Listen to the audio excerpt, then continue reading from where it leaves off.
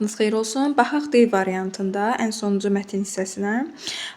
Xatırladım ki, D variantında arılar haqqında olan mətn ümumiyyətlə A variantında olan mətn idi. Mən onu kanalda yerləşdirmişəm. Ona görə təkrar olaraq baxmadım. Burada nə verilmişdir? Deməli, salam uşaqlar. Bildiyimiz kimi bəzən kiber hücumlar kompüterimizə daxil olaraq bizə aid şəxsi məlumatları oğurlaya bilərlər. Onlar xüsusi alətlərdən istifadə etməklə zəif şifrələri asanlıqla tapırlar.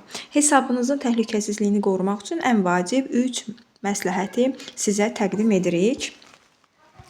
Qələmi götürüm. Aha, deməli, ən vacib 3 məsləhət verilir bizə. Baxaq.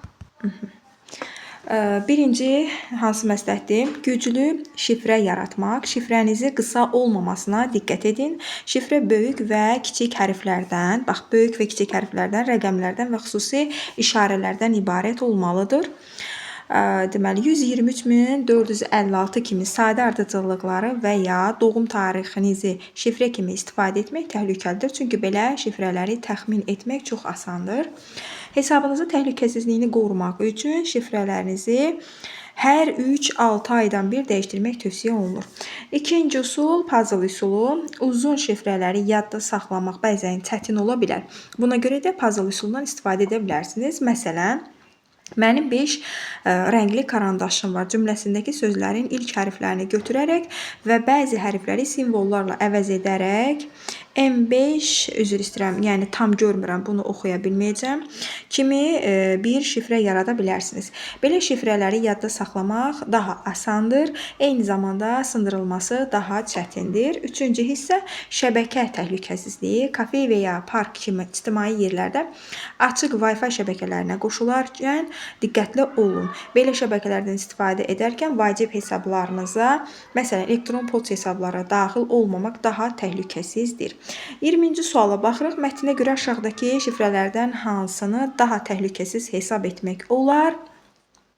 Deməli, A variantında kitab 2024 və nida işarəsi qoyulub. Bəli, burada qeyd olunub ki, deməli, şifrələrdə böyük hərf də olmalıdır, kiçik hərf də olmalıdır. Rəqəmlərdən də və xüsusi işarələrdən də istifadə olunur. Belə birinci güclü şifrə yaratmaq üsulu elə A variantında özünü doğruldur.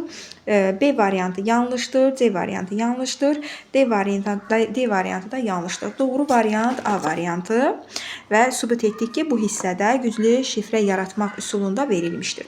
21-ci sualda baxırıq. Mətnə əsasən aşağıdakı nəticələri hansını çıxarmaq olar?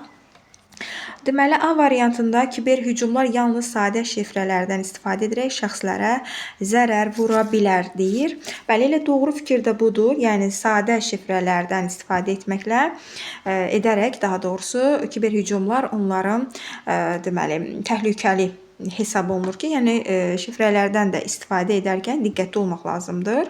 B variantında şifrənin uzunluğu və müxtəlifliyi onun təxmin olunma ehtimalını azaldır. Əksinə, uzun olması yadda qalan olmurdu. Ona görə də heç də baxın çətin ola bilirdi. Ona görə də o qədər də məsləhətli deyildi. Puzzle üsulu ilə yaradılan şifrələri dəyişməyə ehtiyac yoxdur. Bu da yanlış fikirdir.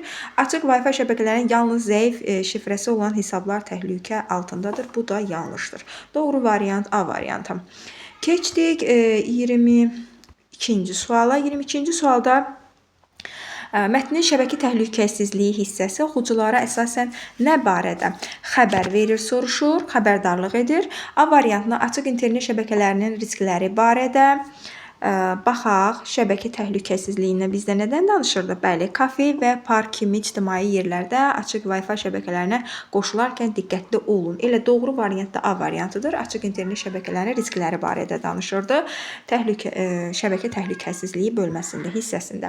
Puzzle üsulu ilə şifrə yaratmaq barədə səhvdir. Güclü şifrələrin müəyyənləşdirilməsi barədə yanlışdır. Kiber üsullarla edilmiş oğurluqlar barədə bu da yanlışdır. Doğru fikir A variantı. Keçdik 23-cü suala. 23-cü sualda mətndəki təlimatlar kimlər üçün verilib? A variantı şagirdlər, B variantı müəllimlər, C variantı məktəb rəhbərləri, D isə valideynlər. Baxın, elə birinci olaraq da salam uşaqlar deyərək kimə müraciət etmişdir? Təbii ki, şagirdlərə müraciət olunmuşdur. Elə doğru variant da A variantı olmuş oldu. Keçdik növbəti suala. 24-cü sualda mətnə ən uyğun başlıq hansıdır soruşur.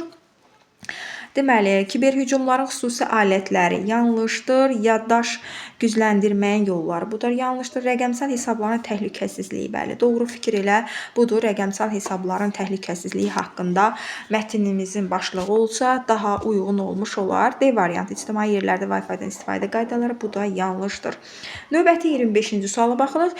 Şifrənizi dəyişməyiniz üçün tövsiyə olunan maksimum müddət nə qədərdir? Mətndə düzgün cavabı seçin. Bəli, fikir vermişdinizsə, mətnimiz güclü şifrə yaratmaq bölməsində başqa rənglə edin. Baxın, 3-6 aydan bir dəyişmək tövsiyə olunurdu. Hansı ki, birinci hissədə qeyd olunmuşdur. Yəni, buna da qeyd ola bilər ki, 3 və 6 aydan bir. Belə, güman eləyirəm ki, aydın oldu. Minnətdaram.